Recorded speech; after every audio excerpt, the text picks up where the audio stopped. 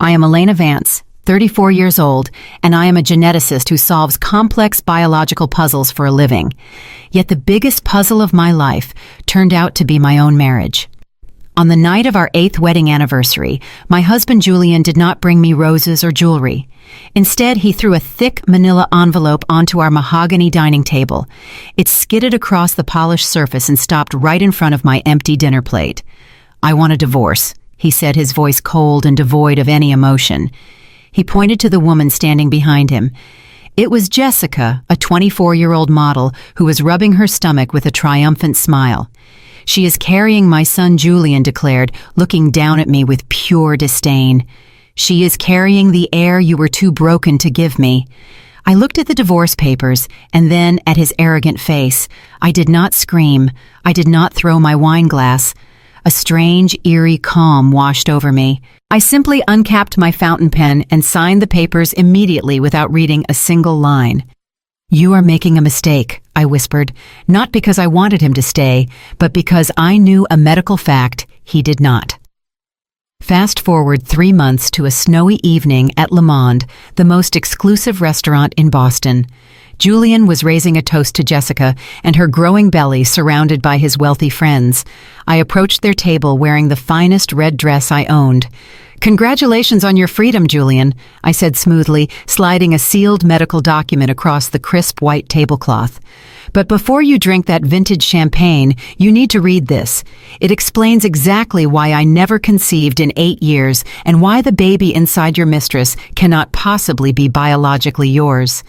His smirk vanished instantly as he read the undeniable proof. "Before I show you how I used absolute science to destroy a cheater, please hit that subscribe button if you believe truth always wins in the end."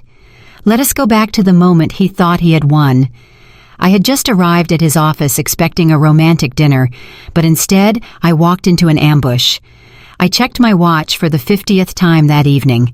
It was 8:30 on a Tuesday night, the exact date of our 8th wedding anniversary. The rack of lamb I had spent 3 hours preparing was sitting on the counter, cold and congealing in its own fat.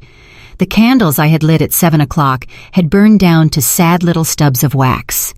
The house was silent, save for the hum of the refrigerator and the ticking of the grandfather clock in the hallway. I had texted Julian 3 times. No reply. I had called twice, straight to voicemail. My husband was a man who prided himself on punctuality, especially when it concerned appearances. If we were meeting clients, he was 5 minutes early. If we were attending a gala, he was checking his watch every 30 seconds. But tonight, on the one night that was supposed to be just for us, he was missing. Then my phone buzzed against the granite countertop. It was not a call. It was a single text message. "Come to my office. We need to talk. Bring the house keys." No apology, no explanation, just a command. I felt a strange coldness settle in my stomach, replacing the anxiety that had been churning there for hours. I did not cry. I did not frantically call him back asking what was wrong. I simply took off my apron, folded it neatly over the back of the kitchen chair, and picked up my purse. I grabbed the spare set of house keys from the hook by the door. The drive to the financial district took 20 minutes. Julian's office was on the 42nd floor of a glass tower that screamed prestige. He ran a boutique investment firm that to the outside world looked thriving. He drove a Porsche. He wore Italian suits. He drank scotch that cost more than most people's car payments.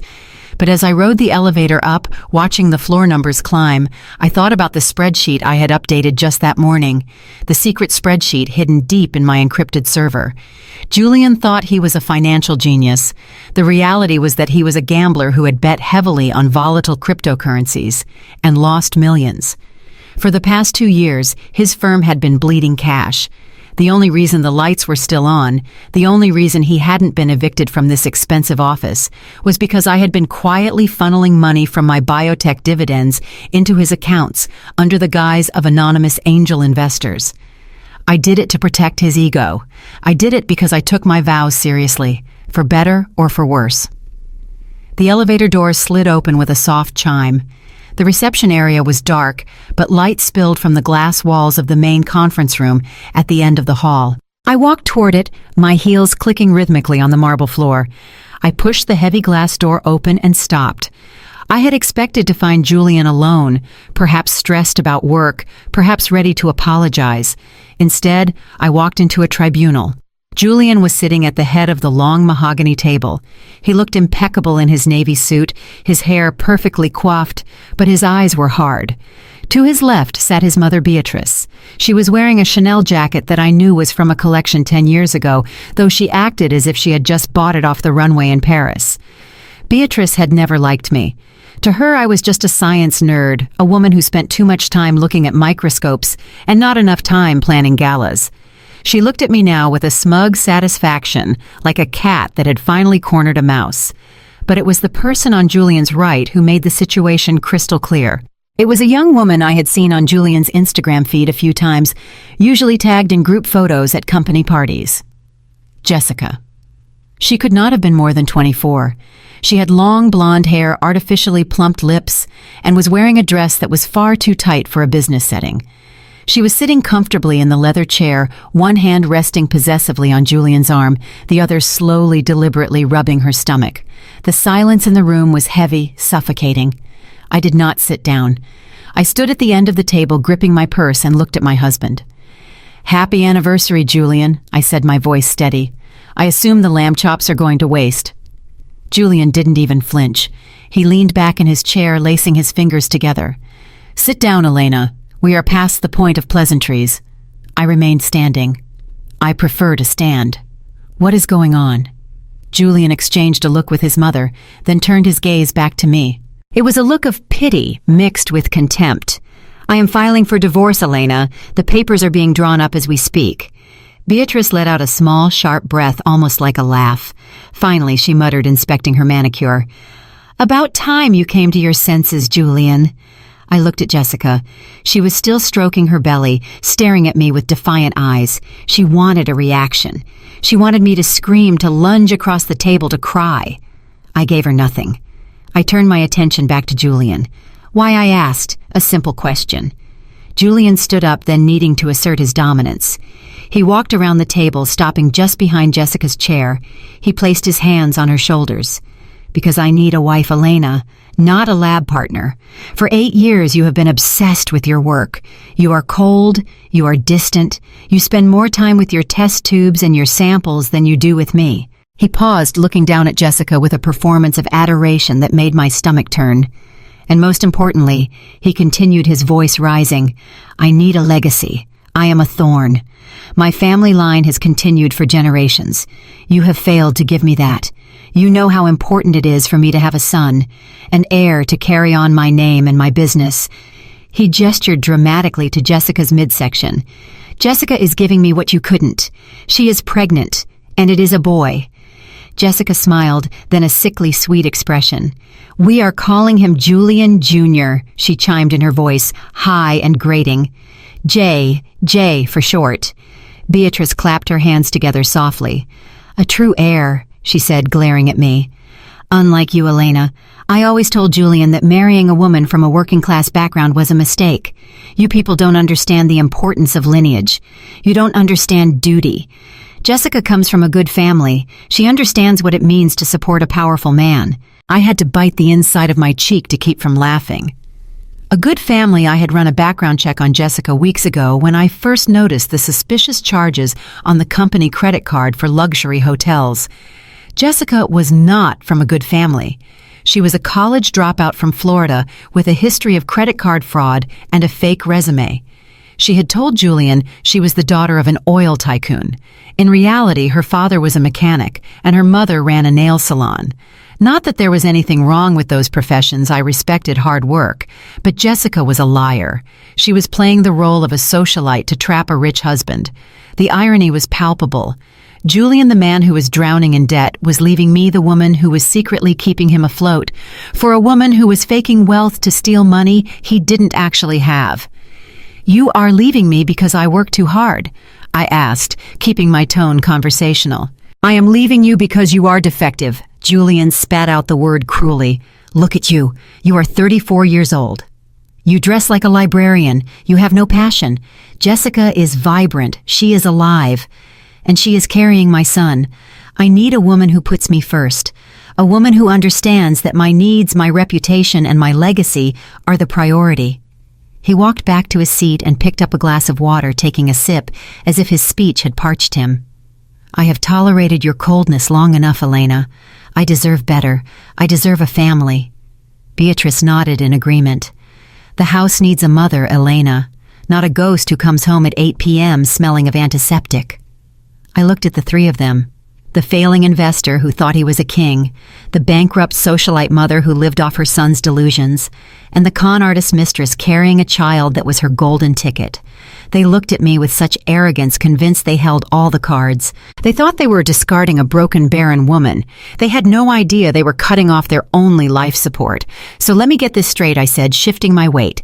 "You are ending our marriage of 8 years tonight on our anniversary because you believe Jessica is a better fit for your lifestyle and she is providing you with a male heir." "Correct," Julian said, slamming his hand on the table. "And I want you out of the penthouse. Tonight, Jessica needs to be comfortable. She needs to nest." He thought the penthouse belonged to him. He thought the lifestyle he enjoyed was funded by his brilliance. He had absolutely no clue that the ground beneath his feet was bought and paid for by the very test tubes he despised. I took a deep breath, letting the information sink in. The betrayal was absolute, but so was the clarity. "Very well," I said softly. Julian blinked, surprised by my lack of resistance. He had expected a fight. He had wanted a fight so he could call me crazy hysterical. My calmness unsettled him. You agree?" he asked. I looked him dead in the eye. "If that is your decision, Julian, I won't stand in the way of your happiness or your legacy." I did not tell him then. I did not tell him that his biological legacy was a medical impossibility. I did not tell him that I had seen his fertility charts years ago, charts he had refused to look at because he was too arrogant to believe anything could be wrong with him. I kept that card close to my chest. I just watched Jessica rub her belly, smiling at her prize, and thought, "You can have him. You can have the debt, the lies, and the fake prestige. But as for the heir, that was where the math didn't add up. And unlike Julian, I never made a move without checking the data first." The ride from Julian's office to our penthouse in Beacon Hill was a blur of city lights and suffocating silence. I drove my own car, following Julian's Porsche, keeping a safe distance, as if the toxicity radiating from his vehicle might somehow crack my windshield. When we arrived at the building, the doorman Henry tipped his cap to me with his usual warm smile. He had no idea that in less than an hour he would be watching me leave for the last time. We entered the apartment, a sprawling 3,000 square foot space with floor-to-ceiling windows overlooking the Charles River. I had found this place.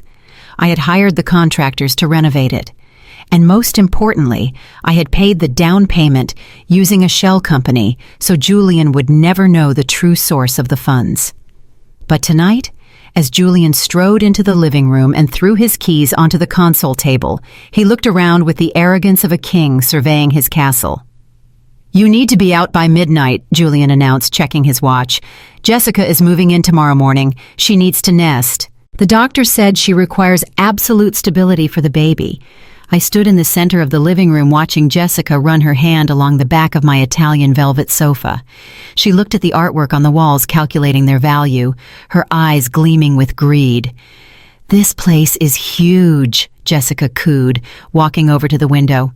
"The nursery will look amazing in the south wing. We can paint over that boring gray color you have, Elena." I turned to Julian. "You are kicking me out of my own home in the middle of the night, your home." Julian laughed, a harsh barking sound. "Look at the deed, Elena. My name is on the paper. I am the owner of this property. You are just a guest who has overstayed her welcome." He was technically right, but practically delusional. Years ago, when we bought the place, Julian had thrown a tantrum about being the man of the house. To soothe his fragile ego, I had allowed him to put his name on the title. However, he had conveniently forgotten, or perhaps never understood, the complex financing structure I had set up. The mortgage was massive, and it was secured against a high-interest loan that required monthly payments of $15,000.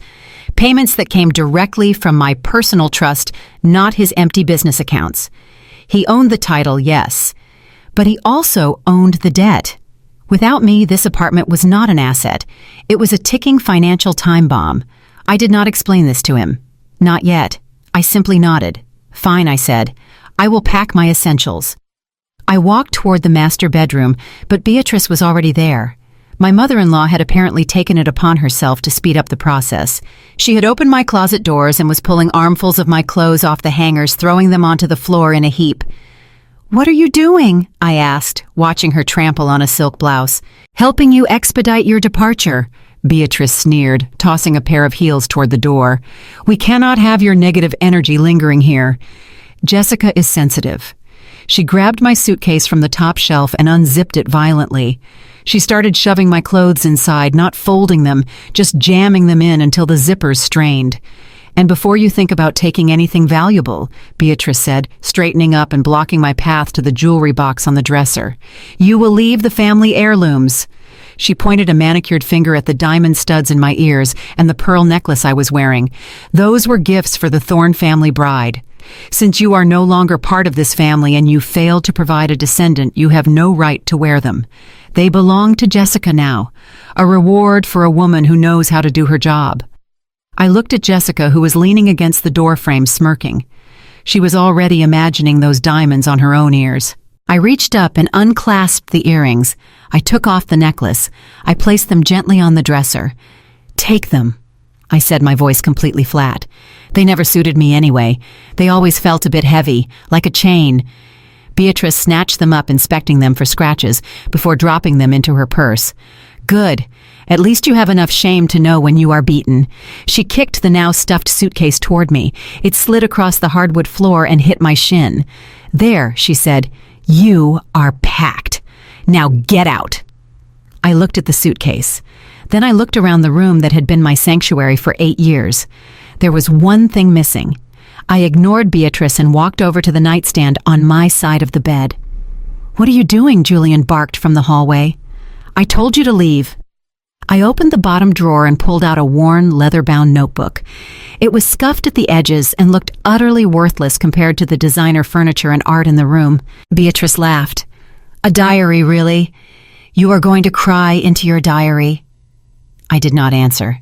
This was not a diary. This notebook contained the raw data and the initial patent sketches for a gene editing sequence I had developed over the last 5 years.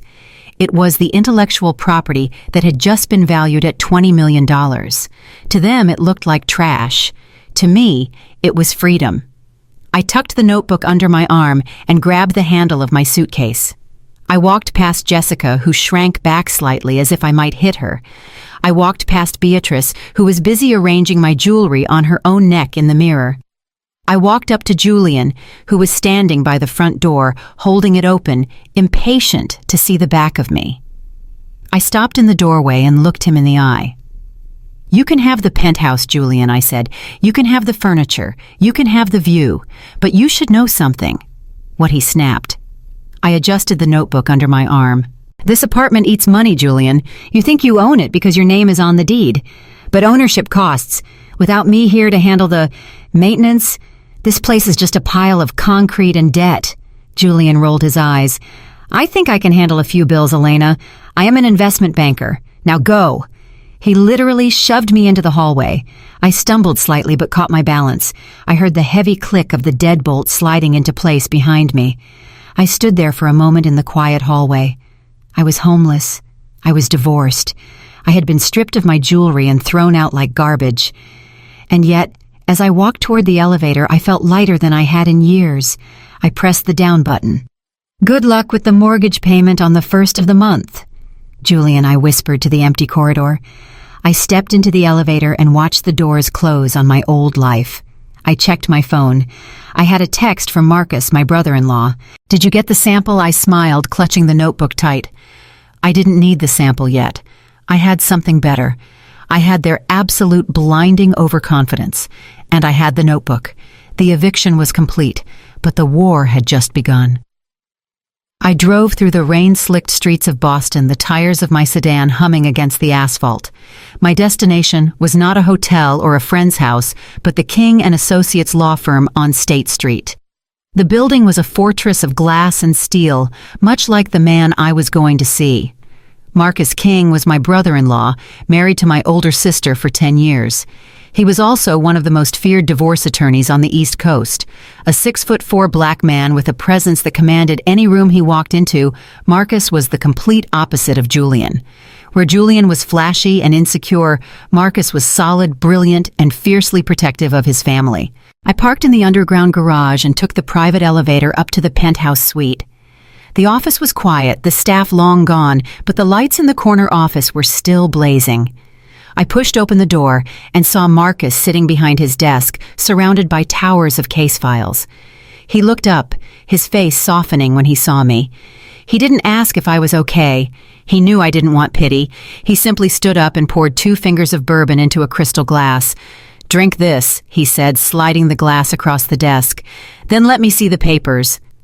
I sat down and handed him the crumpled document I had signed earlier that evening. Marcus put on his reading glasses and scanned the pages. The room was silent for a long time, save for the sound of paper turning. Then a low, rumbling chuckle escaped his throat. "This is rich," Marcus said, tossing the papers onto the desk. "He is offering you a 50-50 split of marital assets. He wants to keep the penthouse, the cars, and his business, but he is graciously allowing you to keep your personal savings and your little retirement account." He took off his glasses and looked at me, with amusement dancing in his eyes. "He really thinks you are just a lab technician, making $80,000 a year, doesn't he?" I took a sip of the bourbon. The warmth hit my chest, settling my nerves. He never asked Marcus. In 8 years, Julian never once asked to see my bank statements. He was too busy talking about his own deals. He assumes that because I wear simple clothes and drive a 5-year-old car, I have nothing. He assumes that because I let him pay for dinner when we were dating, he was the provider. Marcus shook his head. If he knew the truth, he would be suing for spousal support, not kicking you out. That was the secret I had kept hidden, not out of malice but out of self-preservation. My work in genetic sequencing was not just academic. 3 years ago, I had developed a method for rapid DNA synthesis that had revolutionized the industry. I had licensed the technology to a major pharmaceutical conglomerate. I leaned forward, lowering my voice, even though we were alone. "The final payment for the OmniGene patent came through yesterday morning, Marcus. $20 million. Marcus let out a low whistle. $20 million, he repeated. "And Julian has no idea." "Not a clue," I confirmed. "And because I set up the irrevocable trust before we got married, and because the intellectual property rights were registered to a holding company I formed in college, that money is untouchable. It is premarital property. It is entirely mine." Marcus grinned a shark-like smile that I had seen him use to dismantle opponents in court. "So let me get this straight. Julian is drowning in debt. He has a failing business. He has a high-maintenance mistress. And he just kicked out a secret multi-millionaire who was quietly paying his bills." "Exactly," I said. "He thinks he is discarding a burden. He is actually cutting his own parachute." Marcus picked up a pen and started making notes on a legal pad. "Okay, Elena, we have the upper hand financially. I can drag this out. I can audit his business. I can expose his debts. We can destroy him in court within a month." I shook my head. "No, Marcus. I don't want a long court battle. I want this over quickly. That is why I signed the papers. I want him to think he won." Marcus frowned. "Why? If you have the leverage, use it. Crush him. Because there is something more important than money," I said. I reached into my purse and pulled out the leather notebook I had taken from the penthouse. I opened it to a page covered in complex chemical formulas and family trees.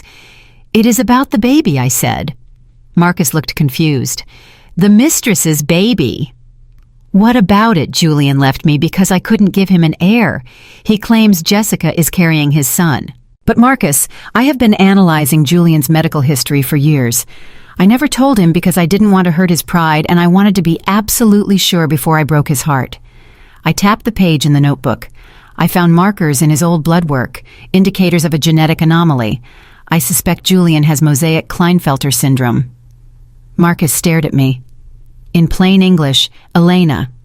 It means he has an extra X chromosome in some of his cells," I explained. "It often leads to primary testicular failure. In severe cases, it means 0 sperm count. Azoospermia." The room went deadly silent. Marcus leaned back in his chair, processing the information. "You are saying he is sterile?" Marcus asked. "I am saying it is highly probable," I replied. "Which means the baby Jessica is carrying cannot be his." Marcus started to laugh, a deep, genuine laugh of disbelief. "So he is leaving his millionaire wife for a gold digger who is pregnant with another man's child. This is Shakespearean, Elena. This is tragic." "It is justice," I corrected him. "But I need proof. I have the theory, but I need a fresh sample to run a full sequencing. I need to know for sure before I drop the bomb." I looked at Marcus pleadingly. "I can't go near him, Marcus. He has banned me from the apartment and the office. If I try to get a sample, he will think I am a stalker. I need someone on the inside, or someone who can get close to him without raising suspicion." Marcus tapped his pen against the desk, his mind already working on a strategy. "I have a meeting with his lawyers next week to finalize the property division," Marcus said slowly. "Julian will be there. He always insists on being present to gloat. Can you get it?" I asked. "A coffee cup, a water bottle, anything with his saliva on it." Marcus smiled, and it was the smile of a predator who had just spotted wounded prey. "Consider it done," he said. "I will get you that cup. And then I said, standing up and smoothing out my coat. Then we let him throw his little gender reveal party. We let him celebrate his fake victory. And when the moment is right, we don't just win the divorce. We destroy his entire reality. Marcus stood up and walked me to the door. He placed a heavy, reassuring hand on my shoulder. "Go to my guest house in the Hamptons," he said. "Take a few days. Rest. Let me handle the legal paperwork. When you come back, bring that science of yours. We are going to perform surgery on his life without anesthesia." I walked out of the office and back into the cold Boston rain. I had lost my husband. I had lost my home. But as I drove away, I didn't feel empty. I felt like a scientist on the verge of a breakthrough. I had the hypothesis. Now, thanks to Marcus, I was about to get the data. And once I had the data, the conclusion would be undeniable. Julian wanted a legacy. I was going to give him a history lesson he would never forget. 3 days had passed since my eviction from the penthouse. I was staying at Marcus's guest house in the Hamptons, a quiet sanctuary of glass and cedar surrounded by pine trees. But today, I was back in the city, back in my domain. I stood inside the clean room of my private laboratory at Advanced Biologics. The air here was filtered, scrubbed of all impurities, kept at a constant 68 degrees. It was the only place in my life that made sense. Here, cause and effect were absolute. If you mixed the wrong reagents, the reaction failed. There was no ambiguity, no gaslighting, no emotional manipulation, just data. I was in the middle of calibrating a sequencer when my phone, which I had left on the sterile steel workbench, began to vibrate violently. I ignored it at first. I was focused. But the buzzing persisted, an angry, rhythmic demand for attention that shattered the calm of the lab. I glanced at the screen. It was Julian. I had blocked his number on my personal line, but this was my work cell, the number I kept for emergencies.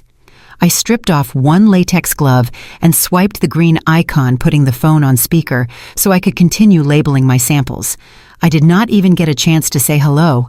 "You vindictive witch!" Julian's voice exploded from the tiny speaker, distorted by rage and background noise. "What did you do?" I kept my hand steady as I pipetted a solution into a test tube. "I am working, Julian. If you are calling to gloat about your new life, you can tell it to my voicemail." "I am at Cartier," he screamed. "I am standing at the counter at Cartier with Jessica." We picked out a 3-carat yellow diamond engagement ring, a ring she deserves. And do you know what happened when I handed the clerk my black card? I paused. I knew exactly what had happened. I allowed a small, almost invisible smile to touch my lips. "I assumed the transaction was declined," I said softly. "Declined," Julian roared. "It was confiscated." The clerk cut it in half right in front of me, in front of Jessica, in front of a store full of people. Do you have any idea how humiliating that is? Fix it, Elena. Call the bank right now and tell them it was a mistake. Tell them you triggered a fraud alert by accident. I set the pipette down. The audacity of this man was truly a marvel of nature. He had kicked me out of my home, replaced me with a mistress, and now he expected me to facilitate the purchase of her engagement ring. I cannot do that, Julian. What do you mean you can't? You handle the finances. You talk to the bankers. Just pick up the phone and authorize the charge. I am afraid you are confused about how credit works, I said, my voice cool and detached. I did not report the card as lost or stolen. I did not trigger a fraud alert. I simply removed you as an authorized user. There was a moment of stunned silence on the other end, followed by the sound of heavy breathing. What he whispered, the rage replaced by confusion. Authorized user. That is my card. It has my name on it. It says Julian Thorne right on the front. Yes, it does, I replied. But if you look at the fine print on the back, or if you had ever bothered to look at a monthly statement in the last 8 years, you would know that the primary account holder is Dr. Elena Vance. That is a Centurion card, Julian.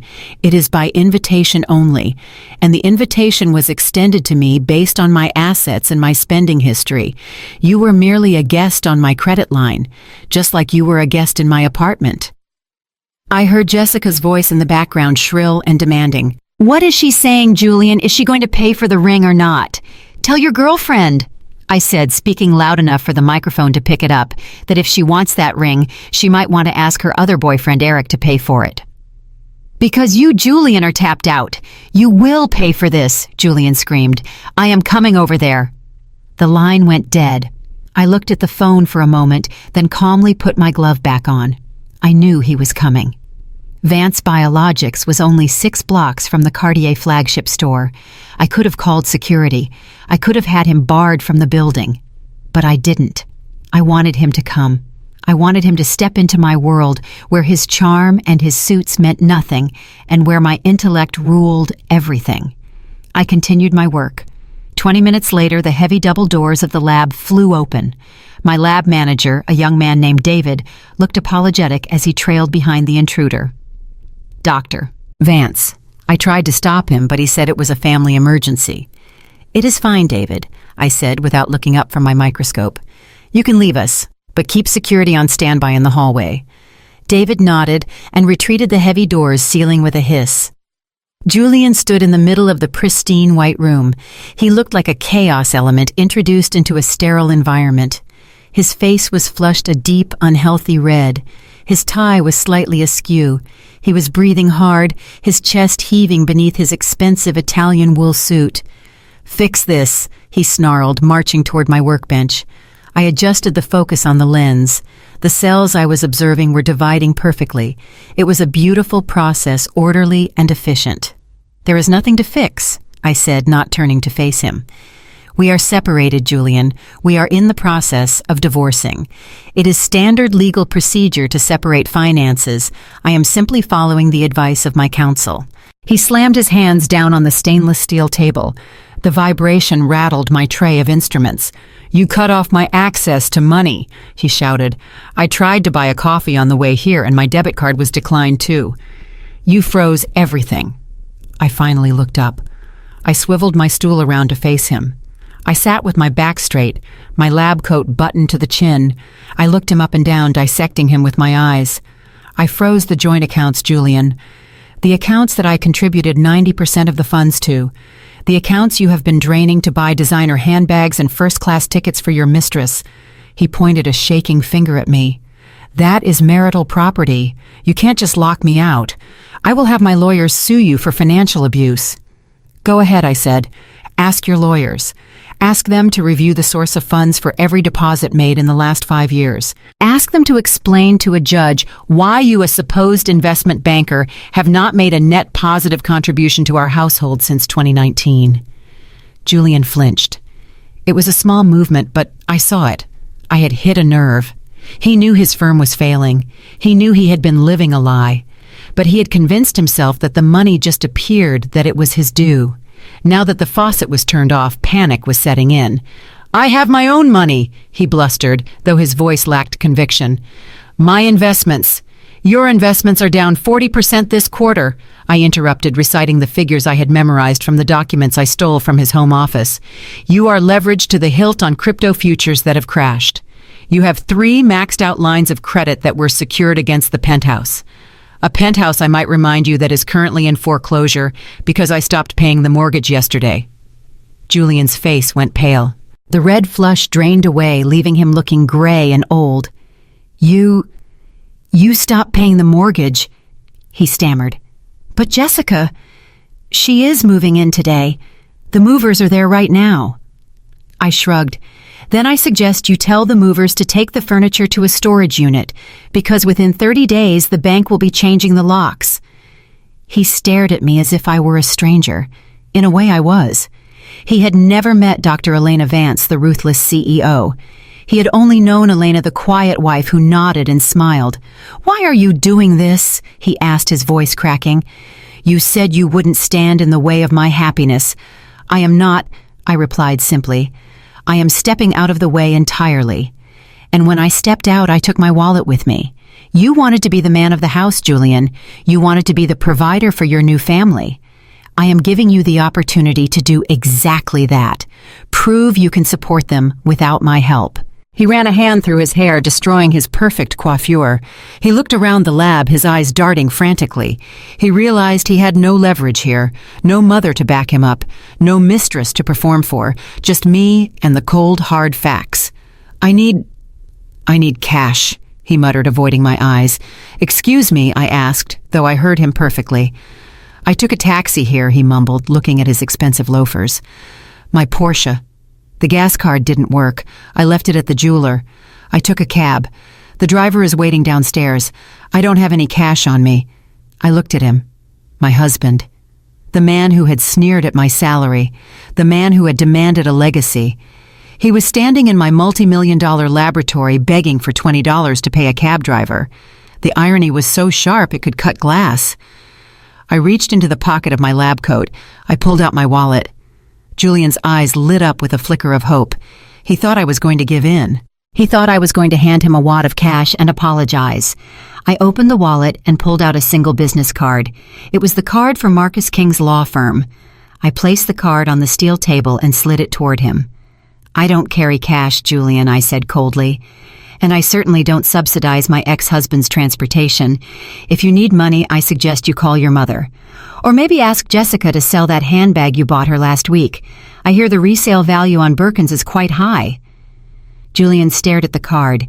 His hands balled into fists at his sides. For a second, I thought he might strike me. But he looked at the camera in the corner of the room, blinking with a red light. He looked at the heavy door where security was waiting. He snatched the business card off the table and crumpled it in his hand. "You will regret this, Elena," he hissed. "When my son is born, when I get my inheritance, you will be nothing." I turned back to my microscope. "Goodbye, Julian. Please close the door on your way out. The change in air pressure disrupts my samples." He stood there for another 10 seconds, breathing heavily, waiting for me to break. When I didn't, he spun around and stormed out. I listened to his footsteps retreat down the hallway. I heard him shouting at someone in the lobby, probably his secretary, demanding she come down and pay the cabbie. I looked through the lens again. The cells had finished dividing. They were thriving. They didn't need the dead weight to survive, and neither did I. I picked up my phone and sent a text to Marcus. "Phase 1 complete. Financial supply cut. The subject is desperate. Proceed with the investigation." I put the phone down and went back to work. The silence in the lab was beautiful.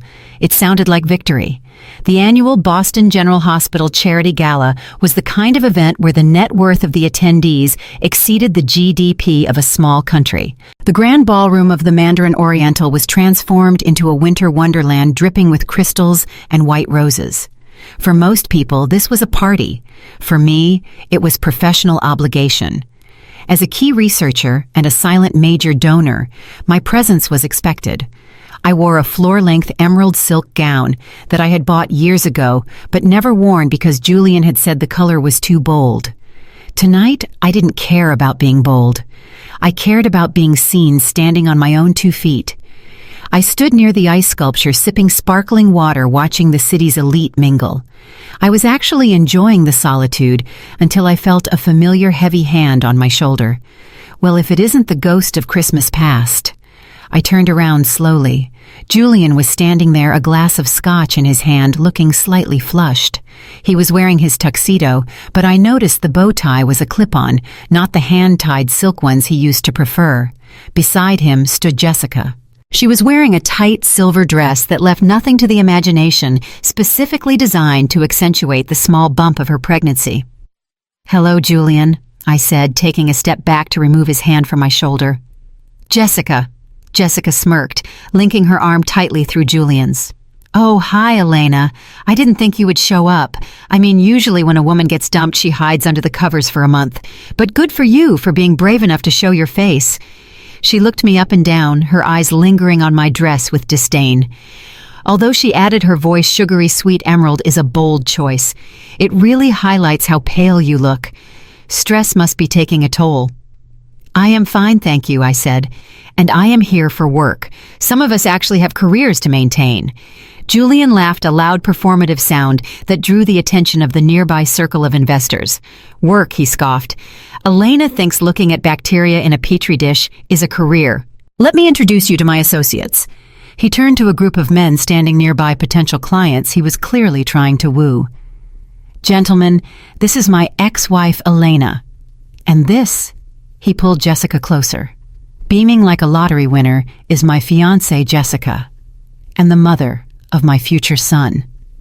The men nodded politely, but I saw the awkward glances they exchanged.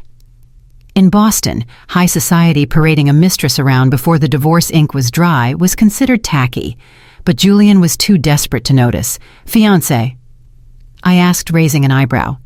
"Did you manage to find a ring that fits within your credit limit, Julian? Or is that just a title you are handing out like your business cards?" Julian's jaw tightened. He stepped closer, invading my personal space. "Watch your mouth, Elena. Jessica is the woman who is giving me everything you couldn't. She is carrying the Thorne heir. That makes her royalty in this family. And you are just history." Jessica giggled, enjoying the show. She swirled her glass of red wine, the dark liquid sloshing dangerously close to the rim. "You know Julian is right," she said, stepping toward me. "You look so lonely standing here by yourself. No husband, no kids, just you and your water. It is actually kind of sad." She took another step, feigning a stumble. Her heel caught on the plush carpet, or so she pretended. With a theatrical gasp, she lurched forward. "Oops," she cried out. The glass of red wine in her hand tipped forward. The liquid splashed across the front of my emerald gown, soaking into the silk, creating a dark, spreading stain that looked like a gunshot wound. The gasp from the surrounding crowd was audible. The cold liquid seeped through to my skin. I stood perfectly still, looking down at the ruin of my dress, then up at Jessica. She covered her mouth with her hand, her eyes wide with mock horror. "Oh my God, I am so sorry," she squealed, though the corner of her mouth was twitching with a suppressed smile. "It is this pregnancy. My balance is just off. The baby is kicking so hard I got dizzy. You understand, right?" "Oh wait, you wouldn't understand. You have never been pregnant." Julian let out a short, cruel laugh. "It is just a dress, Elena," he said, dismissing the incident. "Send me the bill for the dry cleaning. Oh wait, I forgot. You have your own money now, right? You can afford to clean up your own mess." He put his arm around Jessica's waist to steady her. "Come on, darling. Let's get you away from here. We don't want the baby getting stressed by negative energy." I felt the heat rising in my cheeks, not from shame, but from a cold, sharp anger. They had planned this. They wanted to mark me, to stain me, to show everyone that I was damaged goods. I opened my mouth to speak, to eviscerate them with words, but a deep, smooth voice spoke from behind me. "I believe you dropped something, Julian." We all turned. Marcus King was standing there. He looked like a monolith in a bespoke black tuxedo that cost more than Julian's car. He didn't look at me. He looked straight at Julian. "Marcus." Julian said, his confidence faltering. "I didn't know you were here." Marcus ignored him. He took off his tuxedo jacket in one fluid motion. He stepped forward and draped it gently over my shoulders, covering the wine stain completely. The warmth of the jacket and the scent of expensive cologne and tobacco surrounded me, a shield against the humiliation. "Are you all right?" Elena Marcus asked, his voice low and gentle. "I am fine, Marcus," I said, pulling the lapels of his jacket tighter. "Just a clumsy accident." Marcus turned his gaze to Jessica. He looked at her, not with anger, but with the cold, clinical assessment of a lawyer examining a hostile witness. Jessica shrank back against Julian, her bravado evaporating under his intense stare. "You should be more careful, miss." "Jessica, is it?" Marcus said. "Balance issues can be a sign of preeclampsia, or perhaps just poor coordination due to excessive alcohol consumption. I noticed you were drinking wine. I thought pregnant women were advised to abstain." Jessica flushed pink. "It is just a sip," she stammered, "for the toast." Marcus hummed a skeptical sound. He turned his attention to Julian. He stepped in close, towering over my ex-husband. He lowered his voice, but in the sudden silence of the ballroom, every word was crystal clear to the three of us. "You are playing a dangerous game," Julian Marcus said softly. "You are running around town flashing a baby bump like it is a winning lottery ticket." "It is my son," Julian hissed. "Is it?" Marcus asked. He let the question hang in the air for a second, heavy with implication. Julian blinked. "Of course it is," good Marcus said, "because right now that fetus is the only asset you have left to leverage. Your portfolio is garbage. Your credit is frozen. Your real estate is in foreclosure. If that baby turns out to be anything less than a miracle, you are not just broke, Julian. You are obsolete." Julian's face went white. He opened his mouth to retort, but he couldn't find the words. The reality of his financial situation was a secret he was desperately trying to keep, and Marcus had just poked a hole in the dam. Marcus didn't wait for a response. He placed a hand on my back. "Come, Elena. I believe the board of directors is waiting for us in the VIP lounge. They want to discuss your latest endowment." He guided me away, steering me through the crowd. As we walked, the sea of people parted for us. I held my head high, wearing Marcus's jacket like a suit of armor. I glanced back once. Julian was standing where we left him, looking small and terrified. Jessica was whispering frantically in his ear, probably asking what Marcus meant about the foreclosure. Julian wasn't listening to her. He was staring at my back, and for the first time I saw the dawn of fear in his eyes. He didn't know about the DNA yet. He didn't know about the sterility, but Marcus's warning had planted a seed of doubt. "Nice speech," I whispered to Marcus as we reached the safety of the private corridor. Marcus chuckled, adjusting his cufflinks. "I didn't say anything that wasn't true, Elena. I just reminded him of the rules of investment. Never bet everything on a single asset unless you have done your due diligence. And we both know Julian never reads the fine print." We walked into the VIP lounge, leaving the stained dress and the stained marriage behind us. The humiliation they had intended for me had backfired. They wanted to make me look weak. Instead, they had just highlighted their own desperation. And the wine stain, it would wash out. But the stain of doubt Marcus had just put on Julian's heir, that was permanent. The hum of the genetic sequencer was the only sound in the laboratory at 3 in the morning. I sat in my ergonomic chair, bathed in the blue glow of the computer monitors, watching the progress bar inch toward completion. On the stainless steel tray beside me sat a Ziploc bag labeled Subject J, Gala Sample. Inside was the crystal water glass Julian had drunk from at the charity event just hours before.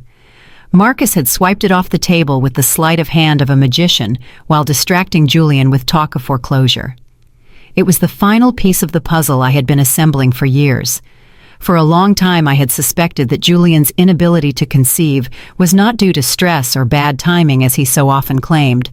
I had seen signs, the subtle physical characteristics, the lethargy he masked with caffeine, the slight gynecomastia he hid under tailored suits. But I had never tested him without his consent. I respected medical ethics, even when I didn't respect my husband. But now, ethics were a luxury I could no longer afford. He had brought a child into the equation. He had claimed that child was his biological heir. He was using that fetus as a weapon to disinherit me and humiliate me publicly.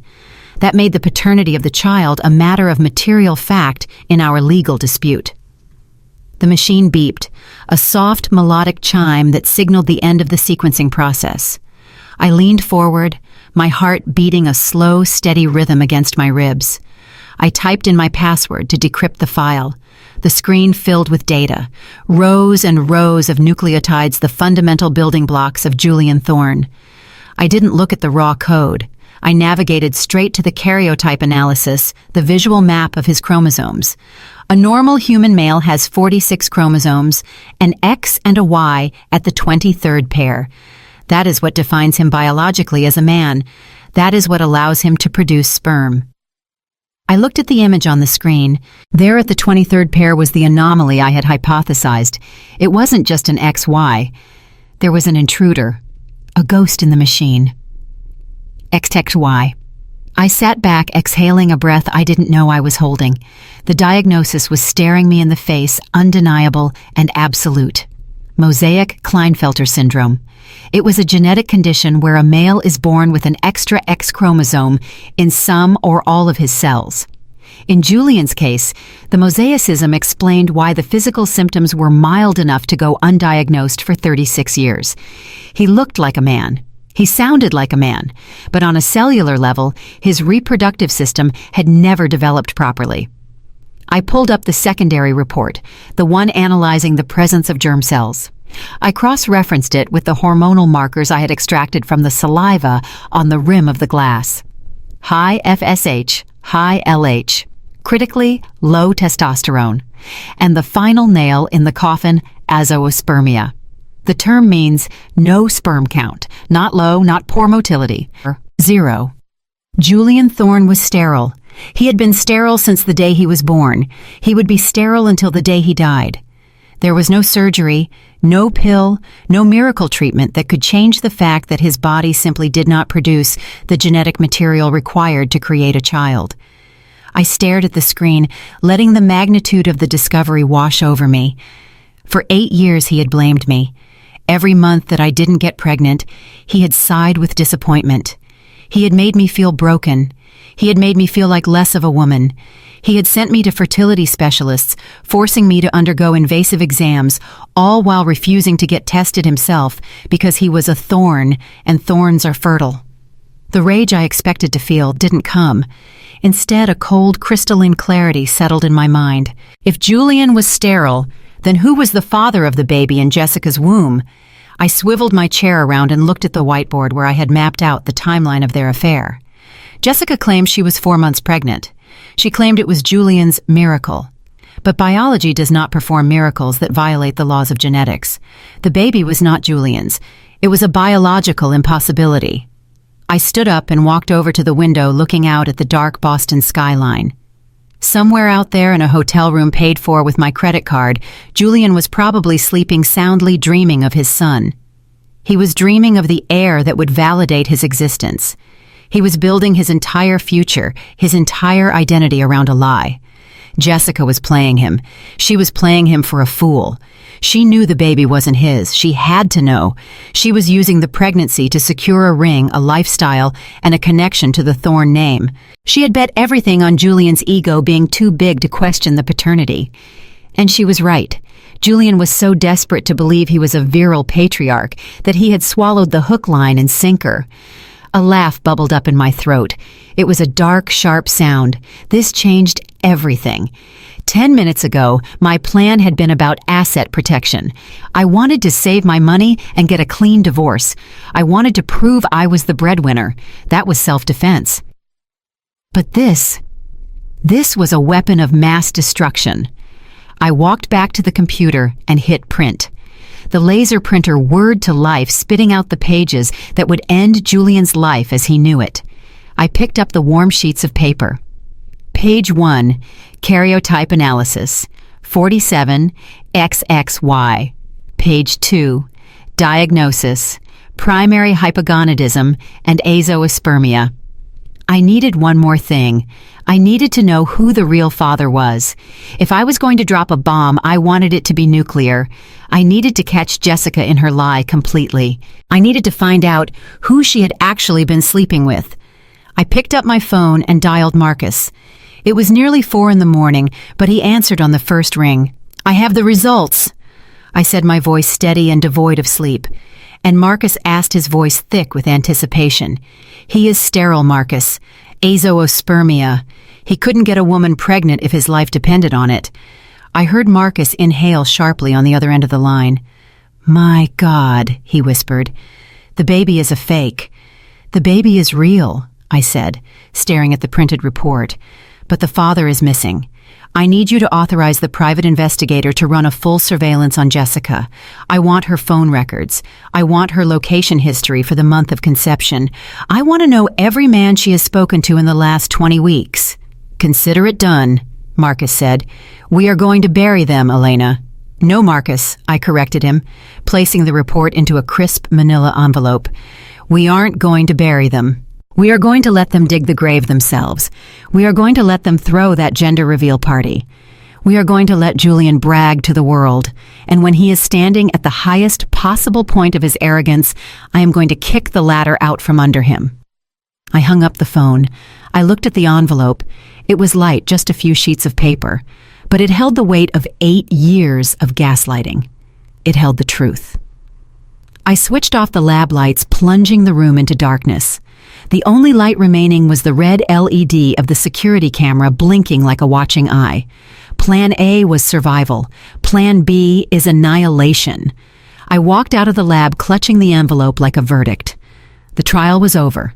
The execution was scheduled. And the best part was, the victim was busy planning a party for his own funeral. The morning sun filtered through the blinds of Marcus's law office, casting long, cage-like shadows across the mahogany conference table. I sat with my hands folded in my lap, looking at the red-line draft of the divorce settlement. Beside me, Marcus was tapping his pen against the legal pad, a look of deep concern etched into his forehead. We had been arguing for 20 minutes about the strategy I was about to employ. To any rational lawyer, what I was proposing looked like madness. To me, it was the perfect mousetrap. You cannot be serious, Elena Marcus said, sliding the document back toward me. You are giving him the penthouse. You are giving him the Porsche. You are giving him the vacation timeshare in Aspen. These are high-value assets. Even with the debt attached, you are handing him a lifestyle on a silver platter while you walk away with, what? A few test tubes and a beat-up sedan. I smiled, picking up the pen. I am not giving him assets, Marcus. I am giving him anchors. I flipped to the page listing the real estate. The penthouse is appraised at $3 million. But what Julian forgets because he never paid the bills is that the mortgage is an adjustable rate loan that I took out just before the market shifted. The interest-only period expires in exactly 3 weeks. The monthly payment is about to jump from $15,000 to $28,000. Plus, the condo fees are due quarterly, and there is a special assessment for the roof repair coming up next month. That is another $50,000. I looked up at Marcus. Julian has no liquidity. I cut off his credit cards. His business is failing. If I give him the house, I am giving him a monthly liability of nearly $30,000 that he cannot pay. He will be in default before the ink is dry. Marcus raised an eyebrow, the corner of his mouth twitching upward. And the Porsche, he asked. The lease is in my name, but the payments are 3 months behind because I stopped the autopay the day he kicked me out, I explained. I am transferring the lease entirely to him. He loves that car more than he loves himself. He will sign anything to keep it. But he doesn't know the balloon payment is due at the end of the year. Marcus leaned back in his leather chair, finally seeing the shape of the plan. So you are burdening him with debt. He can't service, Marcus summarized. But what do you want in exchange? You can't just give him everything without asking for something, or he will get suspicious. I flipped to the section of the agreement labeled Intellectual Property and Spousal Support. This is what I want, I said, tapping the paper. I want a clause stating that Julian waives all claims past, present, and future to any intellectual property patents, research data, or business ventures created by Dr. Elena Vance. He needs to acknowledge that my work is a hobby with no commercial value. I paused, letting the weight of the request sink in. And I want him to waive all rights to spousal support, a complete, permanent severance. Marcus whistled low. He will never sign that if he knows what your patent is worth. If he finds out you just sold that gene sequence for $20 million, he will want half. Exactly, I said. That is why he can never know. He thinks I'm just a lab rat. He thinks my work is boring academic research that pays peanuts. We need to play into that. We need to make him think he is robbing me blind by taking the house so he won't look twice at the useless science clause. Marcus nodded slowly. It is a gamble, Elena. But knowing Julian's ego, it is a gamble that might just pay off. 2 hours later, the air in the conference room was thick with the smell of expensive perfume and unearned arrogance. Julian and Jessica had arrived 20 minutes late, making a show of their entrance. Julian was wearing a suit that I knew he couldn't afford to dry clean, and Jessica was draped in a fur coat that looked suspiciously like one I had seen missing from my closet, though I didn't comment on it. They sat on the opposite side of the table, looking like monarchs granting an audience to a peasant. Julian didn't even look at me. He focused his attention on Marcus, while Jessica busied herself with inspecting her manicure, occasionally shooting glances at the paperwork as if measuring the thickness of the stack. "So let's get this over with," Julian said, drumming his fingers on the table. "My lawyers said you wanted to propose a settlement. I hope you are not wasting my time, Elena. I have a very important lunch meeting." Marcus cleared his throat and pushed the revised settlement across the table. "We have drafted a new proposal," Marcus said, his voice neutral and professional. "Elena wishes to expedite the divorce proceedings. She understands that you need stability for your growing family. Therefore, she is willing to make significant concessions." Julian picked up the document, his eyes scanning the first page. I watched his face closely. I saw the moment his eyes widened. I saw the greed flare up like a match struck in the dark. "She is giving me the penthouse?" Julian asked, looking up at me for the first time. The full title, I nodded, keeping my face expressionless. "I don't want the memories, Julian. You and Jessica can have the place. I will remove my name from the deed and the mortgage. It is all yours." Jessica gasped, grabbing Julian's arm. "Baby, did you hear that? The penthouse? We can finally turn the guest room into the nursery." Julian shushed her, but he was grinning. He flipped the page. "And the Porsche?" he asked, trying to sound skeptical. "You are transferring the lease to me. I can't afford the payments on my salary," I lied smoothly. "You are the investment banker. You are the one who needs the image. It makes sense for you to have the car." Julian let out a short, triumphant laugh. He looked at Marcus with a smug expression. "Well, finally. I am glad Elena is finally being realistic. I always said I was the one who elevated her lifestyle. It is only fair that I keep the assets I worked so hard to maintain." He was practically salivating.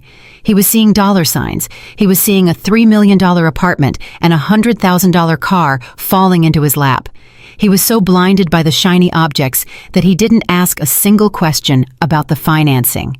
"There is a condition," Marcus interjected, pointing to page 14. Julian's smile faltered slightly. "Of course there is," he muttered. "What is it?" "She wants the dog." "I don't have a dog, Julian," I said quietly. "The condition is regarding assets and liabilities," Marcus explained.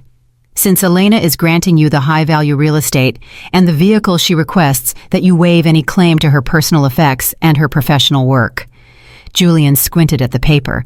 "Her professional work? You mean her little science experiments?" He laughed, looking at Jessica. "She wants to protect her microscopes, babe. Can you believe it?" Jessica giggled, a grating sound that echoed in the quiet room. "Oh my God, that is so cute! She thinks her little biology projects are assets." I kept my hands clasped tight under the table to stop them from shaking, not from fear, but from the sheer adrenaline of watching them walk right into the kill zone. "It is my life's work, Julian," I said, injecting a tone of desperate sentimentality into my voice. "It might not be worth money to you, but it matters to me. I want to keep my research, all of it. And in exchange for the house and car, I want a clean break, no alimony, no spousal support from either side." Julian waved his hand dismissively. "Fine, fine. You can keep your bacteria. I don't want your dusty old notebooks anyway. And as for alimony, please, I don't need your pennies, Elena. I'm going to be making millions with my new fund next quarter." He didn't even consult his lawyer. He didn't pause to think why I would be so protective of dusty notebooks. He just grabbed the pen. "So if I sign this, the penthouse is mine today?" he asked. "As soon as the judge stamps it," Marcus confirmed. Julian uncapped the pen. He looked at me one last time, a look of pure pity. "You really are a fool, Elena," he said. "You are walking away with nothing. You are 34, divorced and homeless. I almost feel bad for you." He signed his name with a flourish. Julian Thorne. The signature was big and looping, taking up 2 lines. Jessica clapped her hands. "We need to celebrate champagne lunch at Le Monde." Julian stood up, buttoning his jacket. He didn't offer a handshake. He just grabbed the copy of the agreement and smirked. "Good luck with your experiments, Elena. I hope they keep you warm at night." They walked out of the conference room, their laughter trailing behind them down the hallway. I sat there for a long moment, listening to the silence return. I looked at the document on the table. The ink was still wet. Clause 14B, Party B. Julian Thorne irrevocably waives all rights, titles, and interests in any intellectual property, patents, or royalties derived from the work of Party A, Elena Vance, regardless of value. He had just signed away his claim to $20 million, and Clause 5 of Party B assumes full responsibility for all debts, mortgages, and liens associated with the property at 42 Beacon Street. He had just signed a contract to pay debts he couldn't afford for a house he would lose in foreclosure within months. Marcus picked up the document and inspected the signature. He signed it. Marcus said, his voice filled with awe. He actually signed it. I stood up and walked to the window, looking down at the street. I saw Julian and Jessica emerging from the building. They were walking toward the valet stand, heads thrown back in laughter. They looked like the happiest couple in the world. "Let them celebrate," I said softly. "They are celebrating a funeral," Marcus noted, standing beside me. "No," I corrected him. "They are celebrating the bait. They just swallowed the hook. Now we just have to wait for the line to snap." I turned away from the window. "File the papers immediately, Marcus. I want that divorce finalized before the bank sends the first foreclosure notice. I want to be legally a stranger to him when his world collapses." "Consider it done," Marcus said. I walked out of the office feeling lighter than air. I had given away a fortune in real estate, but I had bought my freedom. And the price? It was a bargain. Julian thought he had stripped me bare. He didn't realize that the only thing I had given him was a rope to hang himself. The ink on the divorce settlement was barely dry when the courier arrived at the front desk of Vance Biologics. He was struggling under the weight of a box that looked more like a piece of furniture than a piece of mail. It was wrapped in navy blue velvet and tied with a thick silver ribbon. I signed for it and carried it back to my office, setting it down on my desk next to the microscopes and centrifuges that defined my actual reality. I untied the ribbon and opened the box. Inside, nestled in a bed of white satin, lay a heavy card made of laser-cut acrylic. It was etched with gold leaf. The extravagance was nauseating. It was not just an invitation, it was a declaration of victory. The text read, "The future of the Thorne dynasty. Julian Thorne and Jessica Miller invite you to celebrate their union and the gender reveal of their son." I ran my finger over the raised gold lettering. The date was set for this coming Saturday. They were moving at breakneck speed. Julian had signed the divorce papers yesterday morning, and 24 hours later, he was already inviting his ex-wife to his wedding. It was a power move. He wanted to parade his fertility in front of the woman he deemed barren. He wanted me to stand in the crowd and watch him build the family he claimed I had denied him. Most women would have thrown the invitation in the trash. Most women would have cried. I just did the mental math. This box alone cost at least $50 per unit. The venue was a private estate in the Berkshires. The catering would be 5 stars. Julian was spending money he did not have to celebrate a baby that did not belong to him. My phone rang. The caller ID displayed a picture of a sour-faced woman I had tried to please for 8 years. Beatrice. I knew exactly why she was calling. She wanted to hear the sound of my heartbreak. She wanted to make sure the arrow she had fired had hit its mark. I answered on the second ring, my voice perfectly even. "Hello, Beatrice. I just received the package." "Oh, good." Beatrice purred, her voice dripping with fake concern. "We weren't sure if we should send one to you, Elena. Julian thought it might be too painful, but I insisted. I told him that as a mature woman, you would want to support the family. After all, you were a Thorne for 8 years, even if you were a placeholder. A placeholder. The insult was so sharp it almost drew blood. But I didn't flinch. "It is a very elaborate invitation, Beatrice," I said. "Julian must be very confident in his financial situation to throw such a lavish party." Beatrice scoffed. "Money is of no concern when it comes to the heir Elena. Julian is a man of means. And besides, Jessica deserves the best. She is doing what a wife is supposed to do. She is expanding the lineage."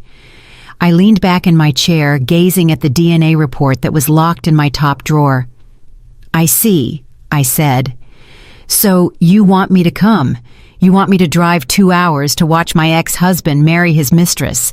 I want you to come so you can learn something," Beatrice said, her tone shifting from fake sweetness to genuine malice. "I want you to see what a real woman looks like, Elena.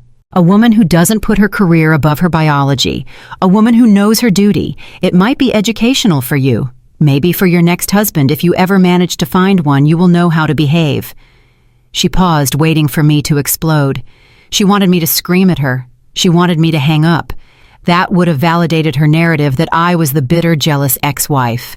Instead, I let a long silence stretch over the line. I thought about the stage they were setting. All of Julian's friends would be there, his business partners, the socialites he was trying to impress. They were building a massive audience for their own execution. If I stayed home, I would miss the opportunity of a lifetime. "I will be there, Beatrice," I said calmly. There was a stumble on the other end of the line. Beatrice had clearly not expected compliance. You will?" she stammered. "Absolutely," I continued, my voice brightening with artificial enthusiasm. "You are right. It is a historic moment for the Thorne family. I wouldn't miss it for the world." Beatrice recovered quickly, assuming my submission meant I was desperate to stay in their orbit. "Well, that is surprisingly sensible of you," she said haughtily. "Just make sure you dress appropriately. Nothing too dreary. We don't want you looking like a funeral attendee in the background of the official photos. And don't feel obligated to bring a gift. We know your situation is reduced since the separation." I laughed soft and low. "Oh, don't worry about that, Beatrice. I wouldn't dream of coming empty-handed." I looked at the lock on my desk drawer.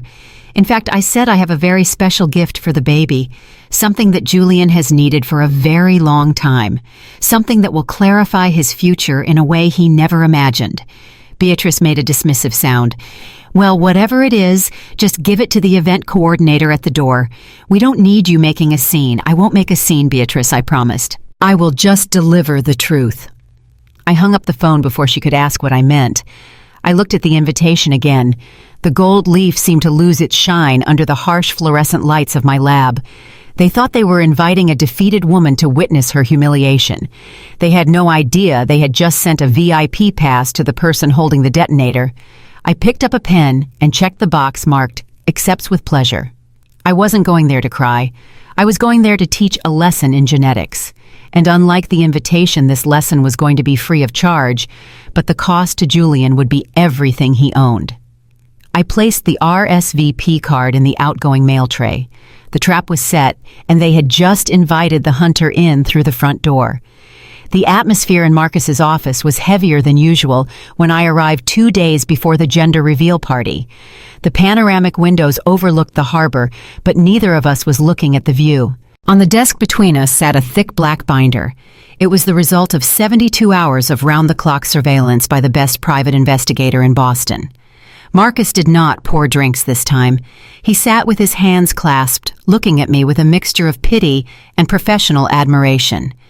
"You were right, Elena," he said quietly, "but even I did not expect it to be this dirty." I reached out and opened the binder. The first page was a copy of a birth certificate. Jessica Marie Miller, born in Tampa, Florida. Father's occupation mechanic, mother's occupation nail technician. I turned the page. Credit reports. She has a credit score of 450, I read aloud, my voice flat. 7 maxed out credit cards, 2 evictions in the last 3 years, and a lawsuit from a modeling agency for breach of contract. She is not an oil heiress, Marcus confirmed. She is a waitress who did some catalog modeling and got lucky finding a target as gullible as Julian. But that is just the surface. Keep reading. I flipped to the section labeled Associates and Communication Logs. There were photos. Granular, high-definition photos taken with a telephoto lens. Jessica meeting a man in a parked car. Jessica handing over a flash drive. Jessica kissing the same man on the cheek outside a fertility clinic. I froze. I knew the man in the photos. It was Eric Sterling. The air left my lungs for a moment. Eric Sterling ran Sterling Capital, the direct competitor to Julian's firm. They had been rivals since business school. Julian hated Eric with a passion that bordered on obsession. He constantly complained that Eric was stealing his clients and predicting his market moves. "Why is Jessica meeting with Eric Sterling?" I asked, looking up at Marcus. Marcus tapped a spreadsheet on the desk. "Look at the dates, Elena. Look at the wire transfers." I traced the lines with my finger. Every week for the past 6 months, a shell company registered to Eric Sterling had been depositing $2,000 into an offshore account under Jessica's name. "She is on his payroll," I whispered. "She is a corporate spy," Marcus said grimly. Eric planted her. He knew Julian has a weakness for young blonde women who stroke his ego. Jessica was the perfect honeypot. She infiltrated Julian's life, she got access to his home office, and she has been feeding Eric inside information on Julian's trades. That is why Julian's fund is tanking. He is not just bad at his job, he is playing poker with someone who can see his cards. I felt a wave of nausea. Julian was arrogant and cruel, but this was a level of betrayal that was almost hard to comprehend. He wasn't just sleeping with the enemy, he was literally sleeping with the enemy's spy. "But the baby," I said, turning back to the medical section of the report. "The timing." Marcus nodded solemnly. We pulled Jessica's travel records. 4 months ago, the week of conception, Julian was in London for a conference. Jessica told him she was visiting her sick grandmother in Florida. I looked at the flight manifest in the binder. She didn't go to Florida. She went to Cabo San Lucas. And guess who else was in Cabo at the same resort that exact weekend, Marcus asked. I didn't need to guess. I flipped the photo. Eric Sterling and Jessica sunbathing by a private pool. "It is Eric's baby," I said, the realization settling in like concrete. "It gets worse," Marcus said, leaning forward. "Our investigator got close to one of Eric's former assistants. Apparently Eric is married with 3 kids. He has a pristine reputation to uphold. When Jessica got pregnant, he didn't want a scandal. He didn't want a divorce. And he certainly didn't want another child to support. So they hatched a plan." I finished the sentence for him. They needed a scapegoat. They needed someone stupid enough and desperate enough for an heir to take the fall, Julian, Marcus said. Julian was the perfect mark. He was obsessed with having a son. He was insecure about his virility. Jessica seduces him, tells him it is his miracle baby, and suddenly Eric's problem becomes Julian's pride and joy. "It is the cuckoo strategy," I said, thinking of the bird that lays its eggs in another bird's nest to trick them into raising their young. "Julian is going to raise his rival's child," I said, shaking my head in disbelief. "He is going to pay for the education of the son of the man who is destroying his business. He is going to give his name, his legacy, and my money to the biological child of his worst enemy. And while he is doing that, Jessica keeps feeding Eric information until Julian is completely bankrupt," Marcus added. I closed the binder. The sound echoed in the quiet office. "This isn't just infidelity," I said softly. "This is a demolition. If we release this information now," Marcus suggested, "we could stop the wedding. We could save Julian from financial ruin." I looked at Marcus. I thought about the way Julian had looked at me when he kicked me out. I thought about the way he mocked my career. I thought about the way he had allowed his mother to insult me. "Save him?" I asked. "Why would I do that?" "He is walking into a trap. Elena, he built the trap. Marcus." I stood up, picking up the binder. He demanded an heir. He demanded a younger woman. He demanded a legacy.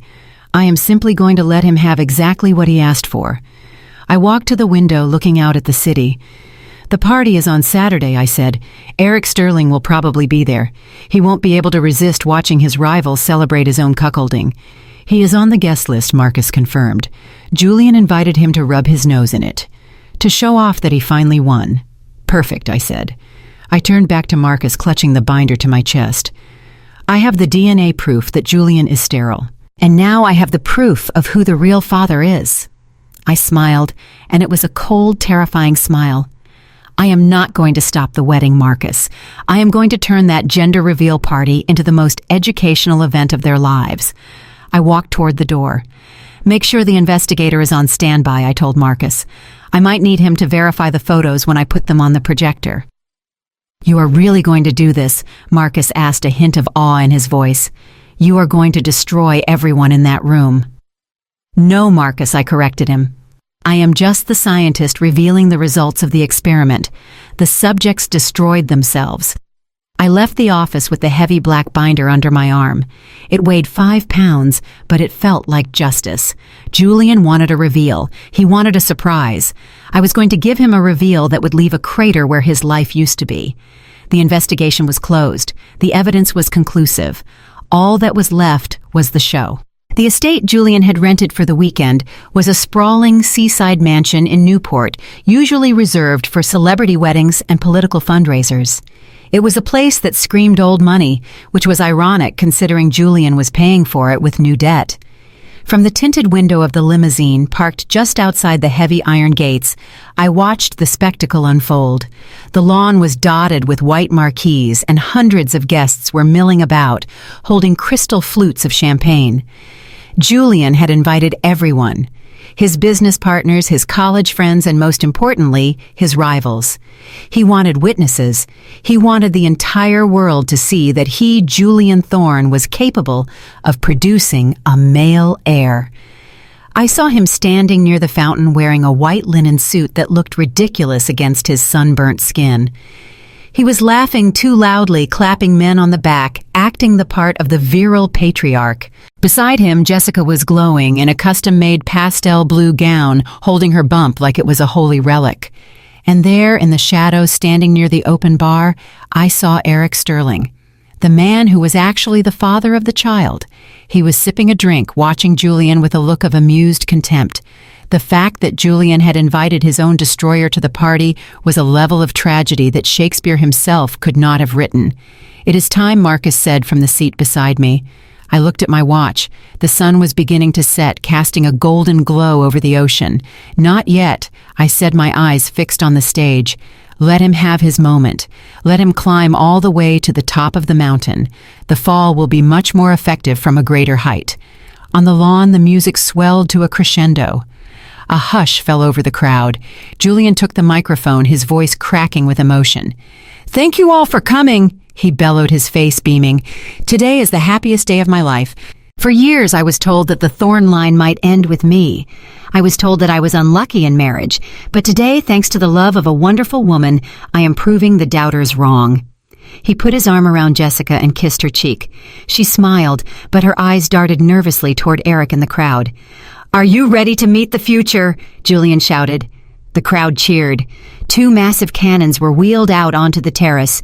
Julian and Jessica grabbed the oversized lever together. 3, 2, 1. They pulled the lever. A deafening boom echoed across the water. A massive cloud of powder exploded into the air. It was blue. A deep, vibrant royal blue that coated the white roses and the expensive guests in a fine layer of dust. "It is a boy," Julian screamed, dropping to his knees.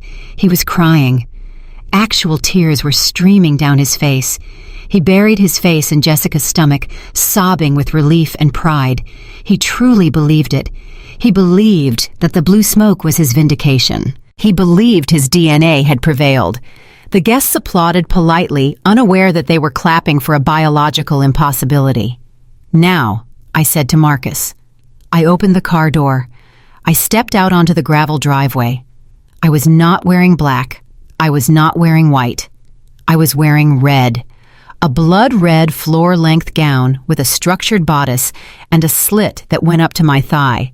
It was a dress that said danger. It was a dress that said fire. It was the kind of dress you wear when you are about to burn a kingdom to the ground. Marcus stepped out beside me, looking impeccable in his tuxedo, carrying the black binder that contained the lethal evidence. He offered me his arm. "Shall we crash a party, Elena?" he asked. We walked through the open gates, past the security guards, who were too stunned by my appearance to ask for an invitation. We walked onto the lawn, cutting a path through the blue haze that still hung in the air. The applause was dying down as people turned to see who the new arrival was. A ripple of whispers started at the back of the crowd and moved forward like a wave. I heard my name being muttered. "Is that Elena? She looks incredible. What is she doing here?" Julian was still on his knees hugging Jessica when the silence finally reached him. He looked up, wiping tears from his eyes. His smile faltered when he saw the wall of people parting to let me through. I stopped 10 feet away from him. The red of my dress was a violent contrast to the pastel blue powder covering everything else. I stood tall, my chin raised, looking down at him with an expression of cold pity. Julian scrambled to his feet, dusting off his knees. His face went from joy to confusion to anger in a split second. "Elena," he stammered, What are you doing here?" Jessica grabbed his arm, her face pale beneath her makeup. "Why is she here, Julian? You said she wouldn't come." I took a step forward, the gravel crunching under my heels. The sound was loud in the sudden quiet. "You invited me, Julian," I said, my voice projecting clearly without a microphone. "You sent me a very expensive invitation. You wanted me to witness the future of the Thorne dynasty." I gestured to the blue smoke that was slowly drifting out to sea. "And what a show it was," I continued. "A boy. Congratulations. You must be very relieved. You finally got the son you sacrificed your marriage for." Julian straightened his jacket, trying to regain his composure. "If you are here to cause a scene, Elena, you can leave. This is a private celebration for family, and as you know, you are no longer family." He looked around at the guests, trying to rally their support. "She is just jealous," he announced loudly. "She is bitter because she couldn't give me what Jessica has." I didn't get angry.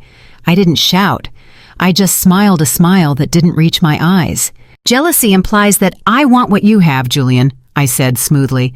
"But I don't want to lie." The word hung in the air. Lie. Julian laughed a nervous, jittery sound. "You are pathetic," he sneered. "Go home, Elena. Go back to your test tubes." "I am afraid I can't do that," I said. "You see, I brought a gift. You told your mother I should bring a gift for the baby, and I always follow instructions." I reached out and took the microphone from the stand. Julian tried to grab it, but Marcus stepped in between us, his massive frame blocking Julian's path. I turned to the crowd. I saw Eric Sterling watching intently, his glass frozen halfway to his mouth. "Ladies and gentlemen," I said, my voice calm and authoritative, "my ex-husband has gathered you here to celebrate a miracle. And he is right. It is a miracle. Because according to the laws of biology, what he just announced is impossible." Julian shouted over me. "Cut the mic. Someone get security," but no one moved. The crowd was paralyzed by the tension. They were hungry for the drama. I looked at Julian one last time. "You wanted a reveal, Julian. You wanted to know the truth about your son. Well, I think it is only fair that we reveal the whole truth, not just the gender, but the genetics." I nodded to Marcus. He opened the black binder and pulled out the first transparency. "Get ready, Julian," I whispered. "The smoke is about to clear." Julian gripped the microphone tighter, his knuckles turning white. He saw the crowd watching us with bated breath, and his ego demanded that he win this standoff. He decided to double down on his cruelty. He let out a loud, mocking laugh that echoed through the speakers. "Well, folks," he boomed, gesturing at me with his free hand, "I suppose we should be gracious." "Thank you, Elena. Thank you for coming all this way to witness my happiness. I know it must be hard for you standing there in that dress alone and childless while I celebrate the start of the Thorne legacy. But please do not be bitter. We cannot all be blessed with fertile genes." The crowd rippled with uncomfortable laughter. Jessica snickered behind him, smoothing her hand over her baby bump. They thought they had crushed me. They thought I would run away in tears. I did not run. I walked up the 3 steps to the makeshift stage. My red dress rustled softly against the floorboards. I stood directly in front of Julian. I held out my hand, palm open, waiting for the microphone. "May I say a few words, Julian?" I asked, my voice projected clearly, even without amplification. Since I am here to witness history, I think it is only fair I contribute to the toast. Julian hesitated, but the pressure of 300 guests staring at him forced his hand. He smirked and shoved the microphone into my grip. "Make it quick, Elena," he whispered off air. "Do not embarrass yourself." I turned to face the sea of guests. I saw Eric Sterling in the front row watching with eyes like a hawk. I saw Beatrice fanning herself nervously. I took a deep breath, inhaling the salty ocean air mixed with the lingering smell of blue smoke powder. "Congratulations, Julian." I began, my voice smooth and steady. "You have always told me that a man is defined by his legacy. You have always cow-cat a son. You blamed me for 8 years for denying you that dream. You told everyone here that I was broken, that I was the end of your line." I paused, letting the silence stretch until it was heavy and suffocating. "But science is a funny thing, Julian. It does not care about your ego. It does not care about your reputation. It only cares about facts. And the fact is, Julian, that your dream of a biological son is not just difficult. It is impossible." Julian stepped forward, his face flushing red. "What are you talking about?" I signaled to Marcus, who was standing by the audio-visual booth. He hit a button on the laptop connected to the massive outdoor screen that had been used to display the ultrasound photos earlier. The screen flickered and changed. The cute baby pictures vanished. In their place appeared a stark clinical medical report. I pointed to the screen.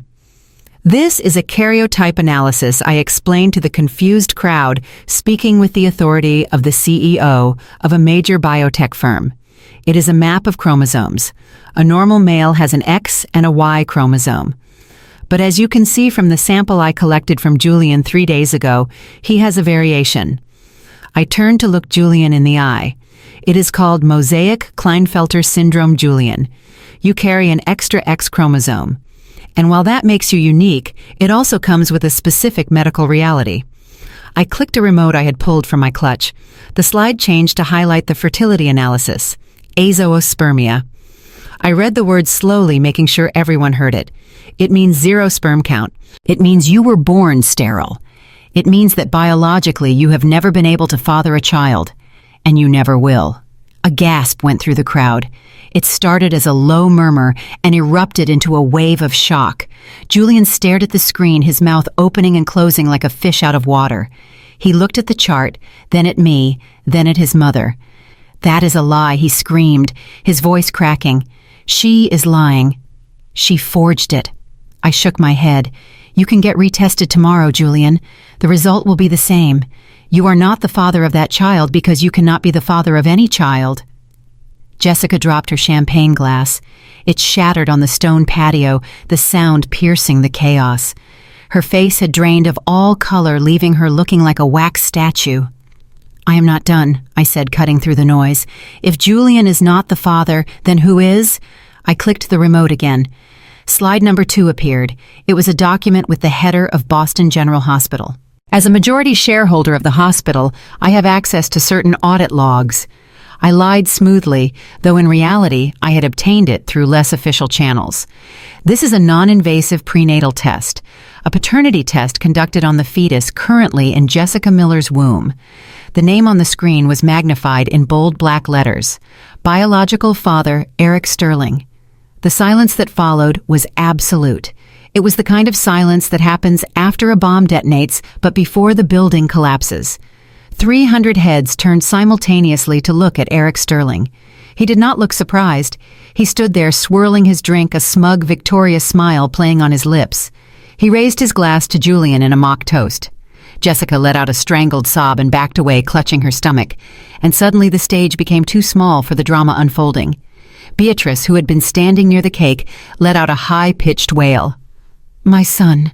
My poor son," she shrieked before collapsing into the arms of a waiter in a faint that was almost certainly theatrical, but effective nonetheless. Julian stood frozen. He looked at the screen where his medical inadequacy was displayed in high definition. He looked at Eric, the man he hated most in the world, who had impregnated his fiancée. He looked at Jessica, the woman he had destroyed his marriage for. The blue powder on his suit suddenly looked like a stain. The celebration was a funeral. I lowered the microphone and placed it gently on the table next to the untouched cake. "Happy gender reveal." "Julian," I whispered. "It is a boy, just not yours." The collapse began instantly. Julian lunged at Jessica. He grabbed her by the shoulders, shaking her violently. "You lied to me," he screamed, saliva flying from his mouth. "You told me it was my miracle. You told me I was the only one." Jessica pushed him away, her fingernails digging into his linen suit. She stumbled back, her face twisting from fear into ugly, vicious rage. The mask of the sweet, submissive mistress fell away completely. "Of course I lied," she yelled back, her voice shrill and grating. "Look at you, Julian. You are a loser. You are drowning in debt. You think I wanted to be with a broke investment banker who can't even pay his mortgage?" She pointed a shaking finger at Eric, who was now walking casually toward the exit, surrounded by his security team. "Eric has real money," Jessica shouted. "Eric is a billionaire. He paid me to be here. He paid me to distract you so he could buy out your company for pennies on the dollar. And guess what? It worked." Julian staggered back as if he had been shot. The betrayal was total. His love was a lie. His heir was a fraud. His business was gone. But Marcus was not done. My brother-in-law stepped onto the stage holding a leather portfolio.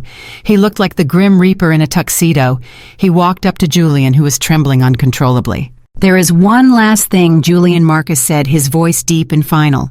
He pulled out the divorce settlement that Julian had signed with such arrogance just days ago. "You signed this agreement voluntarily," Marcus said, holding it up for the front row to see. "You agreed to take full ownership of the penthouse and the Porsche. You also agreed to assume all debts associated with them." So Julian spat tears streaming down his face, mixing with the blue dust. "So I have a house. I still have a house." "Actually, you do not," Marcus corrected him coldly. "Since Elena removed her financial guarantee yesterday, the bank called the loan. The foreclosure notice was posted on your door this morning. The locks have already been changed." Marcus dropped the papers at Julian's feet. "And the Porsche. The repo men are waiting at the front gate. You are officially homeless, Julian. And since you waived all rights to spousal support, you do not get a dime from Elena." Julian looked down at the papers fluttering in the ocean breeze. He looked at the empty champagne glasses. He looked at the guests who were now filming him with their phones, eager to upload his ruin to social media. He fell to his knees again, but this time it was not in joy. It was in total defeat. He let out a guttural scream that was lost in the sound of the crashing waves. I turned and walked down the stairs. Marcus fell into step beside me. We walked past Jessica, who was busy arguing with Eric's security team, trying to get into his car. We walked past Beatrice, who was miraculously recovering from her faint, now that she realized there was no money left to inherit. We walked through the gates and back to the waiting limousine. I did not look back. I did not feel sad. I checked my watch. The entire operation had taken less than 15 minutes. "Drive," I told the chauffeur. As the car pulled away, I poured 2 glasses of champagne. I handed one to Marcus. "To science," I said, clinking my glass against his. "To justice," Marcus replied. We drank as the sun set on the Thorne dynasty, leaving them in the darkness they deserved. 6 months have passed since the smoke cleared at the seaside estate in Newport. The world has continued to spin, but for the 3 of us who stood on that lawn, everything has changed. Today, I woke up at 5 in the morning, not to make breakfast for an ungrateful husband, but to prepare for the most significant day of my professional life. I stood on the balcony of the New York Stock Exchange holding a wooden gavel. Below me, hundreds of traders looked up with anticipation. Beside me stood the board of directors of Vance Biologics. When I rang the opening bell, the sound did not just signal the start of trading. It signaled the official validation of the research Julian had once called a waste of time. My company went public at $40 a share. By noon, the stock was trading at $85. The dusty notebooks I had saved from the penthouse had turned into a billion-dollar enterprise. Later that afternoon, I sat in a private office giving an interview to a journalist from Forbes magazine. The cover of next month's issue sat on the table between us. It featured a portrait of me wearing the same red dress I wore to the gender reveal party. The headline read, "The DNA of Success, How Dr. Elena Vance Turned Betrayal into a Biotech Empire." The journalist asked me about my journey. I did not mention Julian by name. I simply said that I learned the hard way that in business and in life, you must always own your intellectual property. That evening, I went to dinner at Le Monde, the same restaurant where I had once dropped the DNA test on the table. But this time, I was not alone, and I was not there to serve revenge. I was seated across from Dr. Adrian Hale, the chief of neurosurgery at Boston General. He is a man who reads medical journals for fun. He is a man who holds my hand across the table and asks me about gene editing sequences with genuine fascination. He does not need a legacy because he saves lives every day. He does not need an heir to validate his masculinity. When the waiter brought the check, Adrian paid without a word, but he let me order the wine because he knows I have a better nose for vintage reds. It is a partnership of equals. It is quiet. It is respectful. It is everything a marriage should be.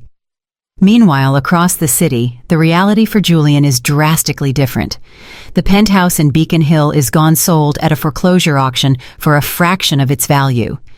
The Porsche was repossessed 3 days after the party, but the loss of assets was just the beginning. Eric Sterling did not just walk away after the reveal. He was furious that his plan had been exposed so publicly. He unleashed his legal team on Julian with the force of a hurricane. He sued Julian for corporate espionage, claiming that Julian had knowingly solicited inside information from Jessica. It was a lie, of course. Jessica had acted alone, but Julian had no money left to hire a defense attorney. He was forced to settle. The settlement took the last few $1,000s he had hidden in an offshore account. Tonight, Julian is not dining at Le Monde. He is standing under the flickering fluorescent lights of a 24-hour convenience store in South Boston. He wears a green polyester vest that is 2 sizes too small. His name tag reads, Julian Trainee. He spends his nights restocking shelves with bags of chips and mopping up spilled soda. I stopped by there once last week, not to mock him, but to buy a bottle of water on my way home from the lab. He did not see me at first. He was arguing with a customer about the price of cigarettes. He looked 10 years older. His hair was thinning and his face was gray with exhaustion. When he finally turned and saw me standing there holding a bottle of water and a copy of Forbes with my face on the cover, he froze. He looked at the magazine where the headline called me a genius. Then he looked at his mop bucket. He didn't say a word. He just looked down in shame. I paid for my water and left. I didn't say anything either. The silence said enough. As for Jessica, her fairy tale ending dissolved the moment the truth came out. Eric Sterling acknowledged paternity only after a court order forced him to. He pays the minimum state-mandated child support, but he has refused to have any contact with her or the baby. He also forced her to sign a devastating non-disclosure agreement in exchange for keeping her out of jail for fraud. She is not allowed to speak his name. She is not allowed to tell her story to the press. She lives in a small, cramped apartment in the suburbs. The baby, a healthy boy named Eric Jr., is loud and demanding. Jessica spends her days on social media trying to maintain the illusion of a glamorous life. She live streams to a dwindling audience of 300 followers selling low-quality diet teas and bleaching creams. I watched one of her streams yesterday out of curiosity. She looked tired. The ring light reflected in her eyes couldn't hide the dark circles. She was holding a jar of cream, claiming it was the secret to her beauty. Behind her, the baby started crying. She snapped at him to be quiet, her voice shrill and desperate. Then she looked back at the camera and smiled a fake, brittle smile. "Buy 2 and get 1 free," she begged. "Please, guys, I really need to hit my sales target this month." She had gambled everything on her looks and her ability to manipulate men. Now she was trapped in a prison of her own, selling snake oil to strangers to buy diapers. It is strange to look back at the woman I was 6 months ago. The woman who stood in that kitchen cooking lamb chops for a man who didn't care. I thought my life was ending that night. I thought the pain would kill me. But looking at the balance sheet of my life now, I realized that Julian did me the greatest favor of all. He set me free. Revenge is a concept that people often misunderstand. They think it requires screaming and fighting and slashing tires. They think it requires getting your hands dirty. But I have learned that the most effective revenge is simply removing your support and letting gravity do the rest. I did not bankrupt Julian. His own bad investments and arrogance did that. I did not ruin his reputation. His decision to parade a mistress around town did that. I did not take away his ability to be a father. Nature did that 36 years ago. All I did was turn on the lights. I stood in the darkness for 8 years, letting him believe he was the sun. When I finally flipped the switch and revealed the room for what it really was, he couldn't handle the glare. He wanted to be a king, but he was just a jester in a borrowed castle. There is a peace in knowing that you walked away with your dignity intact. I never raised my voice. I never begged. I simply signed the papers, took my intellectual property, and let them destroy themselves with their own greed. Now I have a question for you. I want you to think about the moment the blue smoke cleared and the truth appeared on that screen. What was the moment that satisfied you the most? Was it when Julian realized he had thrown away a millionaire wife for a penniless spy? Was it when Jessica realized her baby trap had snapped shut on her own finger? Or was it when the world realized that quiet women are often the most dangerous ones? If you are Team Elena, if you believe that science and silence are the ultimate weapons, leave a comment below with a red heart emoji. Tell me your story of standing up to someone who underestimated you. And remember, the next time someone tries to tell you that you are not enough, just smile and wait, because the truth always comes out, and usually it hurts them much more than it hurts you. Thank you for watching this story of justice. If you enjoyed seeing the House of Cards collapse, please hit that like button and subscribe for more stories of women who take back their power. Until next time, keep your head high and your standards higher.